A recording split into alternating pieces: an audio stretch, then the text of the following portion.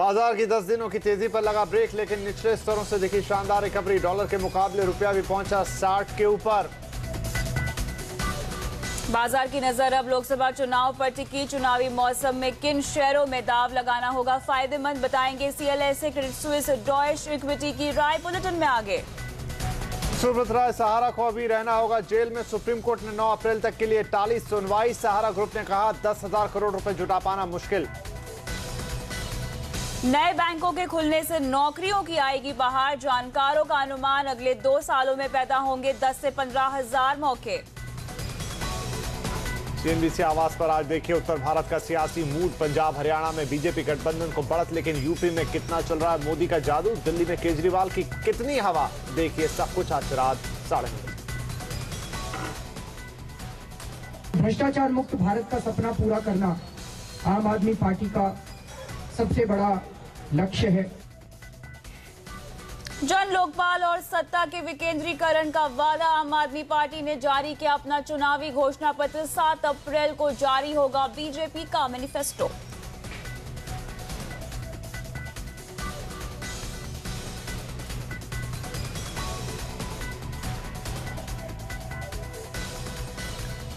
नमस्कार, आवाज एट 9 में आपका स्वागत है। आपके साथ मैं हूं विपिन भट्ट। नमस्कार, मैं हूं कविता थपलियाल। आइए डालते हैं नजर कुछ और सुर्खियों पर।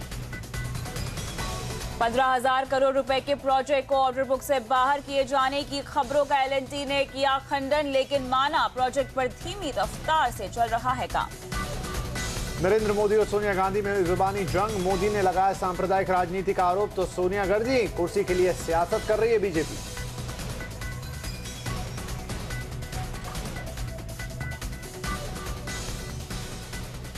10 दिनों की तेजी के बाद आज बाजार की रैली पर ब्रेक लग गया। अच्छी बात यह रही कि कारोबार के आखिरी घंटे में मार्केट में शानदार रिकवरी दिखी। बाजार करीब 200 पॉइंट लुढ़कने के बाद तेजी से संभलने में कामयाब हुआ। निचले स्तरों से जोरदार खरीदारी के चलते सेंसेक्स में करीब 150 पॉइंट का सुधार दिखा, जबकि निफ्टी ने भी करीब 40 पॉइंट की रिकवरी दिखाई है। हालांकि अंत में बाजार मामूली गिरावट के साथ बंद हुए हैं। बाजार को नीचे खींचने का काम किया बैंक शेयरों ने। सरकारी समेत निजी बैंकों में गिरावट रही। Punjab national bank, axis bank जैसे काउंटर्स टूटे। बैंक लाइसेंस के दावेदारों में भी काफी एक्शन रहा। लाइसेंस नहीं मिलने से निराश L&T हाउसिंग फाइनेंस जैसे काउंटर्स 7 से 9% तक टूटे। ऑयल एंड गैस शेयर भी आज फिसलते हुए नजर आए। ONGC गेल में दबाव था। हालांकि इस बीच फार्मा शेयरों की सेहत अच्छी रही। रैनबैक्सी, ल्यूपिन में तेजी देखने को मिली। जानकार मौजूदा स्तर पर भी बाजार में निवेश की सलाह दे रहे हैं। जानकारों के मुताबिक लंबी अवधि के लिए बाजार में पैसे लगाना चाहिए। अगर इलेक्शन का आउटकम पॉजिटिव आया तो मुझे लगता है कि तेजी बरकरार रहेगी। पर अगर देखो तो 6 साल में वैसे आप फिक्स इनकम में आपका पैसा डबल हो जाता है, तो बाजार उस लेवल पर 6 साल के बाद आया है। तो इसमें अभी भी बहुत जगह है तेजी के लिए। और अगर समझता हूं कि सरकार अच्छी आए और एक बार इलेक्शन का रिजल्ट ठीक हो तो करेक्टिव फेजेस होंगे। अगर बहुत ज्यादा हवा भर गई तो थोड़ी एक बार निकलेगी, पर उसके बाद मैं समझता हूँ मिड कैप स्मॉल कैप भी पार्टिसिपेट करेंगे और एक 5 साल तक का अच्छा बाजार की उम्मीद हम कर सकते हैं। 3 से 5 साल तक अगर उनका नजरिया है, अगर इक्विटी में इन्वेस्ट करने का नजरिया उनका मिनिमम 3 साल है, 3 साल के नीचे है तो मत आइए इक्विटी में।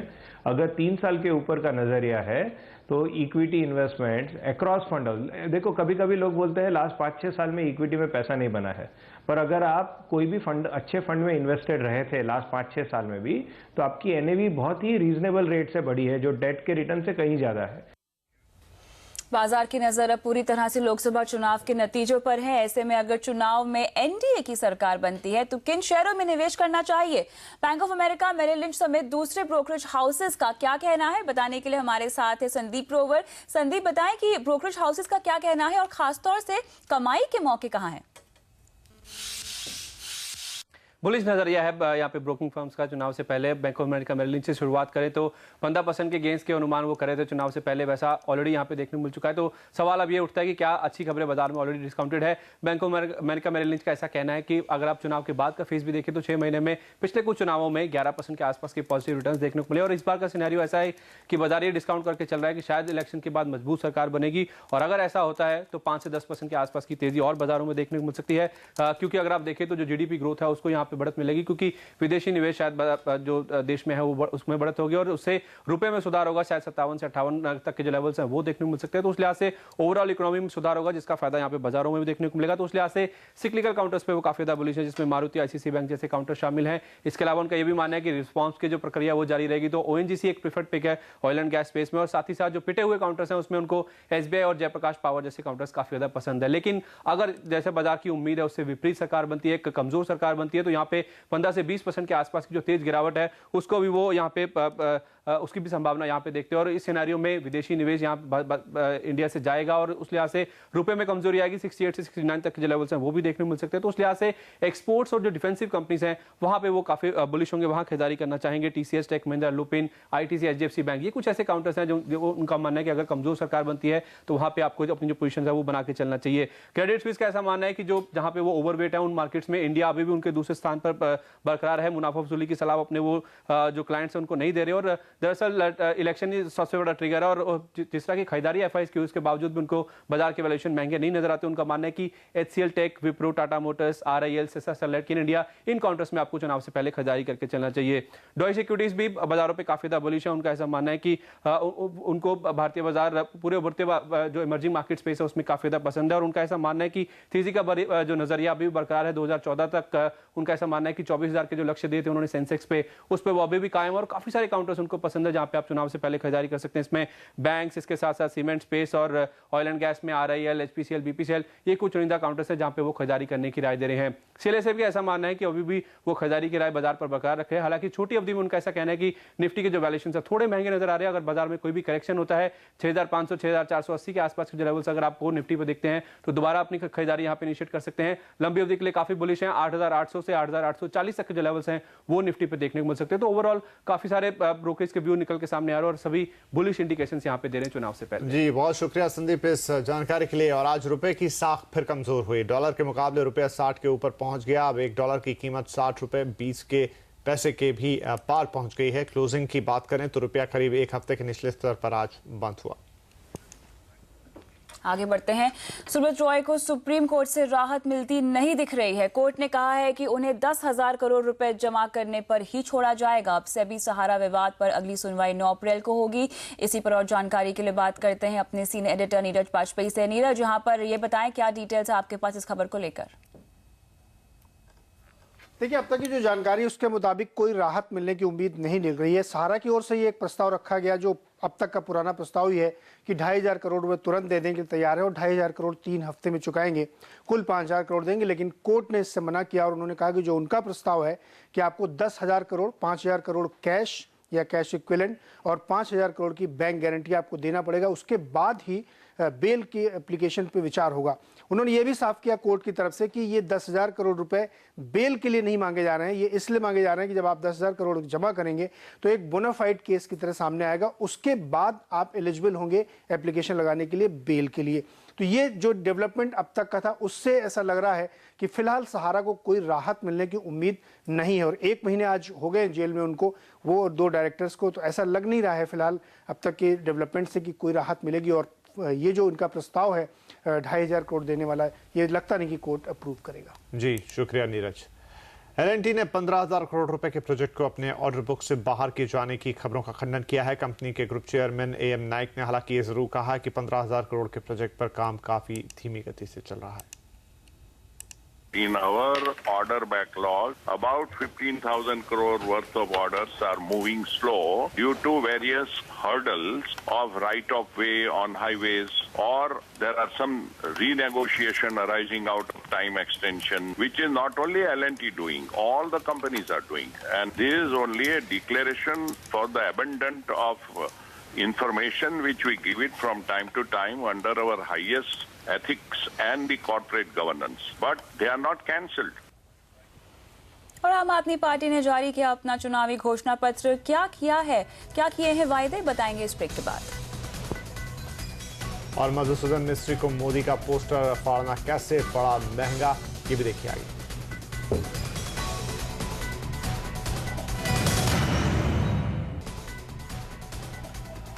और आइए अब नजर डालते हैं आज की अहम राजनीतिक खबरों पर।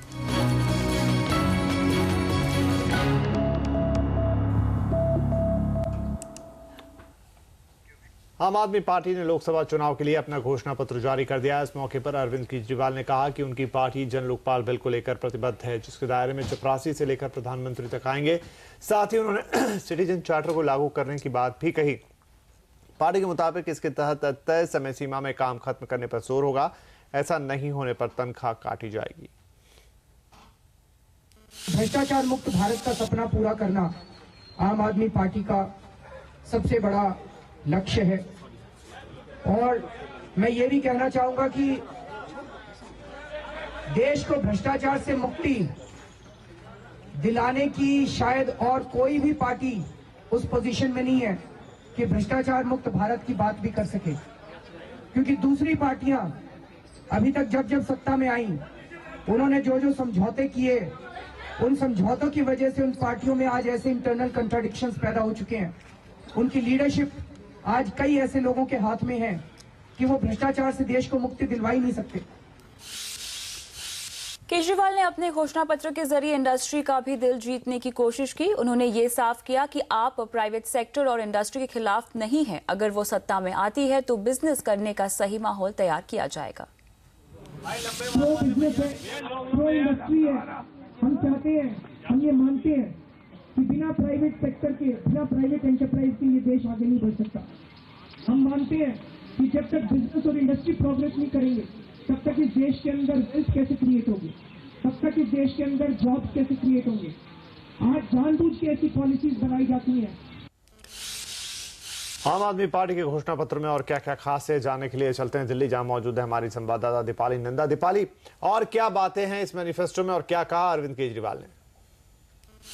अगर हम आम आदमी पार्टी मैनिफेस्टो की बात करें तो कुछ नया फिलहाल नहीं कहा जा सकता है, क्योंकि लंबे समय से आम आदमी पार्टी ये कहती रही है कि अगर उनकी सरकार आएगी तो जन लोकपाल बिल लेकर आएंगे, सिटीजन चार्टर को लागू किया जाएगा, जो स्थानीय निकाय है या जो ग्राम सभाएं हैं उनको ज्यादा से ज्यादा अधिकार दिया जाएगा। और मैनिफेस्टो में भी उन्हीं सब बातों की झलक देखने को मिली। जिस तरह से अरविंद केजरीवाल ने कहा कि हम लोग भ्रष्टाचार के खिलाफ जीरो टॉलरेंस चाहते हैं, इसी के चलते हमारी प्रायोरिटी रहेगी कि जन लोकपाल बिल को पास कराया जाए, सिटीजन चार्टर को इंप्लीमेंट किया जाए ताकि तय सीमा के अंदर सरकारी कामों को पूरा किया जा सके। और एक जो बड़ी बात अगर हम इकोनॉमिक नजरिए से देखें वो ये है कि एफडीआई पर उन्होंने अपना जो स्टैंड है वो क्लियर किया है। आम आदमी पार्टी के मैनिफेस्टो में ये साफ कर दिया गया है कि वो लोग रिटेल में एफडीआई के विरोध है, हालांकि पूरे तरीके से एफडीआई के विरोध में नहीं है, रिटेल में एफडीआई के विरोध में है। और उसके पीछे सबसे बड़ी वजह यही है कि उससे बेरोजगारी बढ़ती है। और इसके अलावा अगर हम दूसरे पॉइंट्स की बात करें तो उन्होंने कहा है कि यूनिवर्सल हेल्थ स्कीम बनाई जाएगी, जिसके चलते जो हेल्थ सेक्टर है उसमें सुधार किया जा सके। और एक जो बड़ी बात है वो ये है कि चुनाव लड़ने की उम्र को 25 से घटाकर 21 किया जाएगा, ताकि ज्यादा से ज्यादा जो युवा है उनकी पार्टिसिपेशन बढ़े चुनावी प्रक्रिया में। और साथ ही साथ ये भी साफ कर दिया है कि टैक्सेशन को आसान बनाने पे कोशिश रहेगी। तो कुल मिलाकर जो पहले वो बातें करते आए हैं उसी की झलक एक बार फिर से देखने को मिली है कि किस तरह से वो आगे अपने पार्टी का एजेंडा रखते हैं। जी शुक्रिया तमाम डिटेल्स के लिए दीपाली। इधर बीजेपी 7 अप्रैल को घोषणा पत्र जारी करेगी। 7 अप्रैल को ही लोकसभा के पहले चरण की भी वोटिंग है। घोषणा पत्र में देरी के लिए मोदी की मांग पर बदलाव को कारण बताया जा रहा है। सूत्रों के मुताबिक इन्हीं बदलाव के चलते बीजेपी के वादों का पिटारा खोलने में देरी हो रही है। मोदी ने घोषणा पत्र में भाषण के दौरान किए वादों को शामिल करने का निर्देश दिया है। माना जा रहा है कि टीम मोदी ने घोषणा पत्र में मोदी के उन 5 मुद्दों को शामिल करने की इच्छा जताई जो मोदी ने रामलीला मैदान में अपने भाषण के दौरान दिए थे। जैसे जैसे चुनाव की तारीख करीब आ रही है वैसे वैसे राजनीतिक बदजुबानी और आरोप प्रत्यारोप का दौर भी तेज हो रहा है। आज दिल्ली से सटे गाजियाबाद के इंदिरापुरम में नरेंद्र मोदी ने कांग्रेस पर वोट बैंक की राजनीति करने का आरोप लगाया। मोदी ने संप्रदाय के आधार पर राजनीति करने के आरोप में चुनाव आयोग से कार्रवाई की मांग भी की। पराजय के कगार पर खड़ी हुई कांग्रेस, स्वयं कांग्रेस पार्टी की नेता अब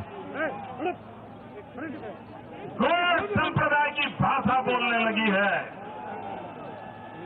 कल उन्होंने जो कहा है, मैं इलेक्शन कमीशन को अनुरोध करता हूं,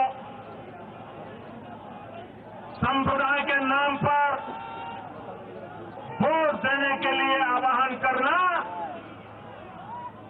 ये भारत के चुनाव के लिए जो नियम घोषित हुए हैं इसके खिलाफ है।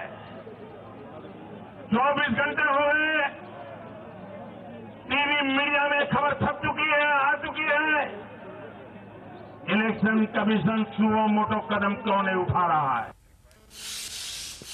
इधर बीजेपी ने सोनिया गांधी के खिलाफ चुनाव आयोग में शिकायत कर दी है। पार्टी ने सोनिया पर सांप्रदायिक राजनीति का आरोप लगाया है। मंगलवार को सोनिया ने बुखारी की अगुवाई में मुस्लिमों के एक प्रतिनिधि मंडल से मुलाकात की थी। मुलाकात के बाद बुखारी ने बताया था कि सोनिया ने उनसे कहा है कि ध्यान रखें कि मुस्लिमों के वोट नहीं बटे। इस बयान के बाद ही बीजेपी के पीएम उम्मीदवार नरेंद्र मोदी ने चुनाव आयोग से सोनिया के खिलाफ कार्रवाई की मांग की है। वडोदरा में नरेंद्र मोदी के खिलाफ चुनाव मैदान में खड़े कांग्रेस उम्मीदवार मधुसूदन मिस्त्री को पुलिस ने उनके 36 समर्थकों समेत गिरफ्तार कर लिया है। पोस्टर पर हंगामे के बाद पुलिस को ये कार्रवाई करनी पड़ी। मिस्त्री के पोस्टरों से मोदी के पोस्टर के ढके जाने को लेकर कांग्रेस बीजेपी में विवाद शुरू हुआ था, जो कि बाद में हाथापाई में बदल गया। मिस्त्री का आरोप है कि शहर में हर जगह नरेंद्र मोदी के पोस्टर लगे हैं और उन्हें पोस्टर लगाने की जगह नहीं मिल रही है। इसी बात से नाराज मधुसूदन ने खुद खंबे पर चढ़कर मोदी के पोस्टर को फाड़ना और उतारना शुरू कर दिया था। बीजेपी कार्यकर्ताओं ने इसका विरोध किया और दोनों तरफ से कार्यकर्ता आपस में भिड़ गए। मुंबई में शिवसेना और एमएनएस कार्यकर्ताओं के बीच झड़प हुई है। ये मामला दक्षिण मुंबई इलाके का है। कहा जा रहा है कि दोनों पार्टियों के उम्मीदवार नामांकन के लिए जा रहे थे और इसी दौरान जब दोनों के समर्थकों का आमना सामना हुआ तो कुछ कार्यकर्ता आपे से बाहर हो गए। कुछ ही देर में बात बढ़ गई और दोनों तरफ से झड़प शुरू हो गई। बात पथराव तक पहुंच गई। मामले को शांत करने के लिए पुलिस को दखल देना पड़ा और बाद में शिवसेना नेता आदित्य ठाकरे ने ट्विटर पर पुलिस पर कार्रवाई में भेदभाव का आरोप लगाया। उन्होंने इस मामले में चुनाव आयोग से कार्रवाई की मांग की।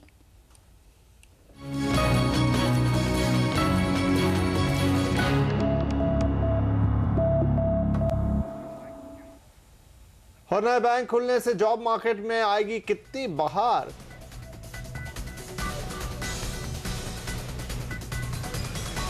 और मौसम विभाग ने क्यों कहा अल नीनो से डरने की नहीं है जरूरत, बताएंगे आपको इस ब्रेक के बाद।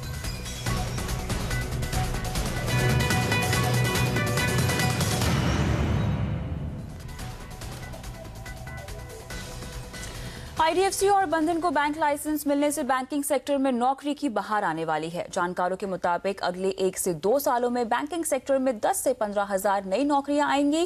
किन लोगों को मौका मिलेगा और सैलरी कितनी होगी, बता रहे हैं वीरेंद्र व्यास। ज्यादा से ज्यादा लोगों तक बैंक सेवा पहुंचाने के मकसद से नए बैंकों को लाइसेंस दिया जा रहा है, लेकिन इसका एक बड़ा फायदा ये भी होगा कि अब बैंकिंग सेक्टर में नौकरियां ज्यादा होंगी। कंसल्टेंसी फर्म टीम लीज के मुताबिक बैंकिंग सेक्टर में अगले 2 सालों में 10 से 15 हजार नए मौके बन सकते हैं। आरबीआई ने लाइसेंस देते समय फाइनेंशियल इंक्लूजन को भी ध्यान में रखा है। ऐसे में छोटे शहरों में काम करने वालों को प्राथमिकता मिलेगी। We have the 13,000 employees and we have needed some new people also would come from the experience of the bank. But in those have the 13,000 employees, we have need to develop their skill further. And who will be give the services to existing customer also with the different product. जानकारों के मुताबिक फिलहाल bank top level पर नियुक्ति करेंगे। Middle और lower level में मौके आने में 6 महीने लग जाएंगे। नौकरी के ये मौके retail banking operation, branch banking, technology, credit risk और ट्रेजरी जैसे डिपार्टमेंट में होंगे। जानकारों के मुताबिक मैनेजमेंट लेवल पर सैलरी के साथ स्टॉक ऑप्शन दिए जाएंगे। वहीं मिडिल और लोअर लेवल में नए लोगों के लिए 25 से 30% सैलरी बढ़ने की उम्मीद है। टैलेंट पूल इतना नहीं है, तो उन्हें जब दूसरे बैंकों से टैलेंट लेना पड़ेगा तब उनको सैलरी अच्छी देनी पड़ेगी। जो एग्जिस्टिंग बैंक्स है उनको 12 से 18% तक सैलरी हाइक मिल सकती है और जो नए बैंक्स आएंगे वो भी उन्होंने भी 20% से 30% तक का हायरिंग हाइक देना पड़ेगा। बैंकिंग सेक्टर के अलावा नए बैंक दूसरे सेक्टर से भी हायरिंग करेंगे, जिसमें insurance, telecom, technology, consumer durable sector शामिल हैं। ये तो हो गई नए बैंकों की बात, लेकिन रैंड स्टेट के अनुमान के मुताबिक सरकारी बैंकों में भी अगले 10 सालों में मिडिल और लोअर लेवल पर 50% लोगों के रिटायर होने की संभावना है। इसके चलते भी 5 से 7 लाख नए मौके पैदा होंगे। वीरेंद्र व्यास, मुंबई। तमाम दूसरी एजेंसियों के बाद अब भारतीय मौसम विभाग ने भी इस साल जुलाई तक अल नीनो की आशंका जता दी। हालांकि मौसम विभाग को मानसून की चाल पर इसका कोई असर पड़ता नहीं दिख रहा है।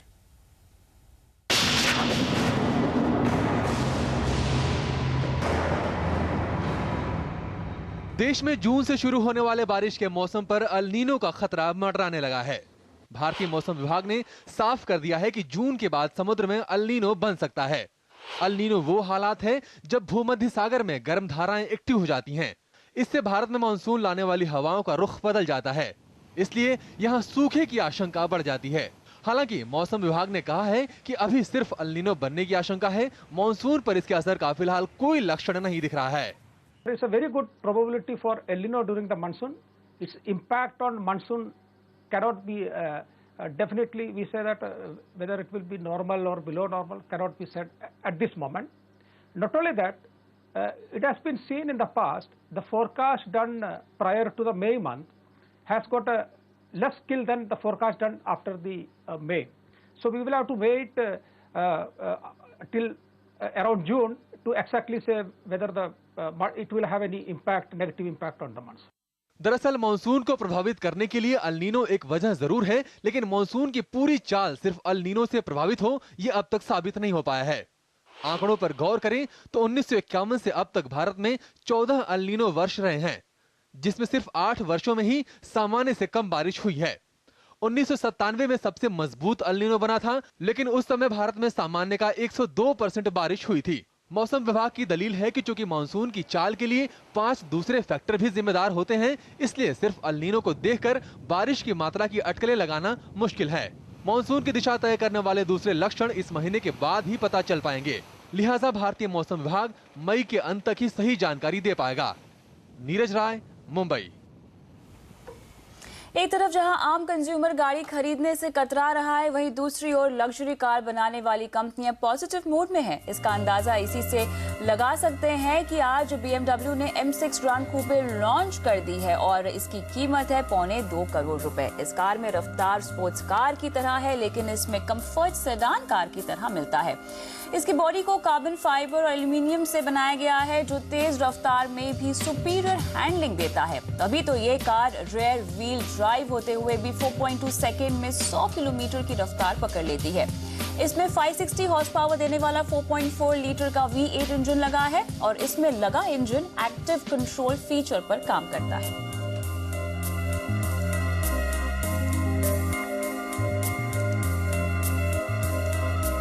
आवाज एट 9 में फिलहाल इतना ही। मुझे दीजिए इजाजत। नमस्कार।